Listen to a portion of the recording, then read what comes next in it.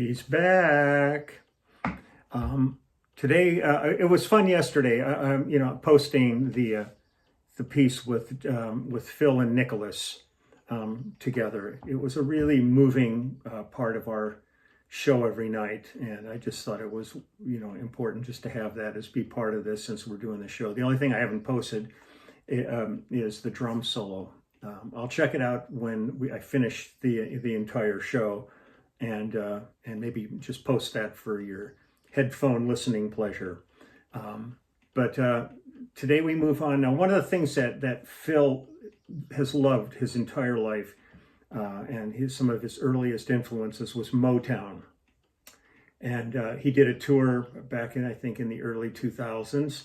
Seems always strange saying that, the early 2000s, back in the old days. Jesus. That was all about his tribute to Motown. I mean, he had Bob Babbitt playing bass. My God, I love Bob. Bob, one of the greatest. He when I listened to he and Jamerson, the guys of that ilk, it's amazing players. And Bobby and I were very close friends, and so it was fun. I hung out at two of their shows because I was back in New York working on another project, and they were playing in New York, so I went to their show. But it was a bunch of the guys from Motown, from Standing in the Shadows in the band, plus Daryl and Brad and some of the cats. So it was great. But long story short, too late. Phil had always had this thing about Motown. So we always had a little section with some Motown songs in it in the show. And in the last tour, we had Can't Hurry Love was in the set, and it was fun every night to play that. And at the end of it, it goes off on a bump, and then it goes right into the next song. So tomorrow, when I do the next song, the board mix has it going to that bump, and then boom, right into the next one. There was no time between the two songs; they went right together. But for today, it's Can't Hurry Love. Once again, just sending my heart out to everybody out there who's dealing with some rough things. I just got an irate phone call from my next door neighbor. She was flipping out. She saw three teenage boys out at the end of her driveway. They were doing exercises and spitting on her driveway. Man, don't be so fucking stupid, okay? There's people's lives at stake here. This is not fun and games. It's like seeing all those stupid kids down at spring break. I mean, you might think you're invincible. Now, there's enough young people have died where young people are not immune to this. But even if you survive it and you go home, if there's a sick baby in the house, if you have elderly parents or grandparents, you're gonna fucking kill them if you keep this crap up.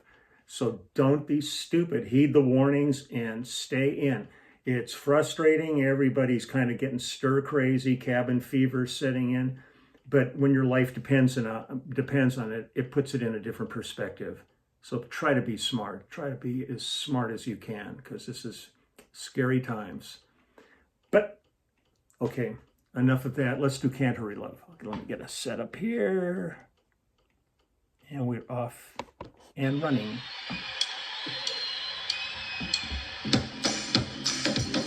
Always good to look at the crowd and they're going,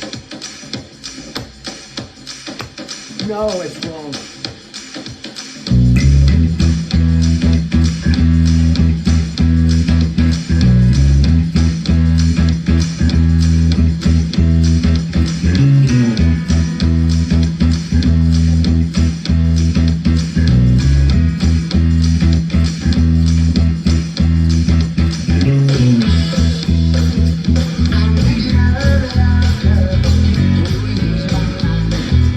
I need to find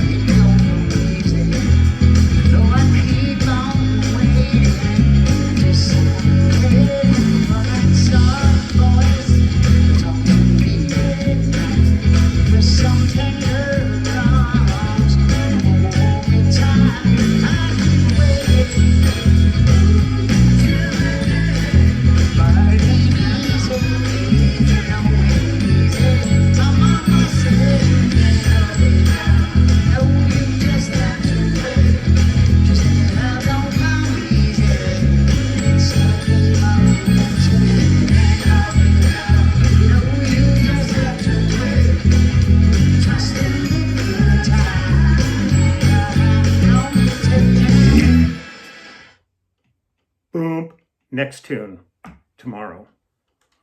One of the things that's been interesting over the years, of course, and it's this way with almost all artists as they get older, a couple of things come into play, but a lot of times it's dropping keys a little bit, half step or a whole step, just to help them, as the voice is a muscle, and muscles wear down a bit. And I remember having a conversation once with Phil, and this was even way early on, but he said, you know, I always forget that when I'm in the studio doing a track, the only song I'm singing that day is that song.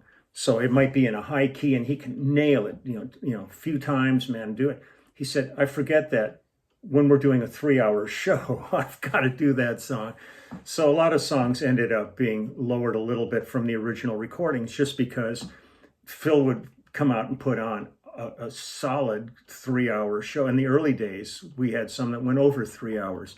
And he puts out 150% every time he opens his mouth. So there were times when we have had to lower the keys to some of these songs. But when you're seeing it live and the energy's all there and stuff, sometimes people write in, they go, "Hey man, that's not the original key the song was in." Well, tough shit. It still sounds good, still plays good, the crowds are still happy, and that's all that ultimately matters. You got to get through these shows. I'm fine in it, of whatever key. I mean, I've learned a long time ago that moving parts and transposing comes with the territory. Sometimes it's difficult because we get down to a point, even with a 5-string, where I've left my range and I have to take something up an octave, and sonically it doesn't quite sound the same as it did the octave lower, but there's physically no way to do it. So I try to, squirrel around it a little bit and get it to the point where it gets back to a tonal reference that doesn't sound like things have thinned out too much. So that's it for today. I'm waiting right now for a track from Russ Kunkel that the immediate family, we are now going to dedicate ourselves to the app a cappella.